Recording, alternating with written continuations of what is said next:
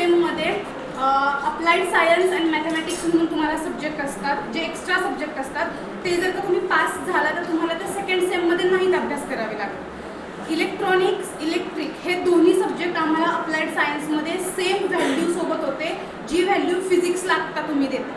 त्यामुळे असं समजू नका की इलेक्ट्रिक्स अँड इलेक्ट्रॉनिक्सला पुढे तुम्हाला फ्युचर नाही आहे. Instead of doing DNS in nautical science तुम्ही ETO सुद्धा करू शकता, जो इलेक्ट्रिक टेक्निकल ऑफिसर म्हणून कोर्स आहे. इलेक्ट्रिक इंजिनिअरिंग केल्यानंतर तो तुम्ही कोर्स करू शकता, ज्याच्यामध्ये फक्त 6 महिन्याचा कालावधी आहे. सो तिथे सुद्धा तुम्हाला फ्युचर आहे की तुम्ही इलेक्ट्रॉनिक्सच्या बेसिसवरती सुद्धा मर्चंट नेव्ही जॉईन करू शकता.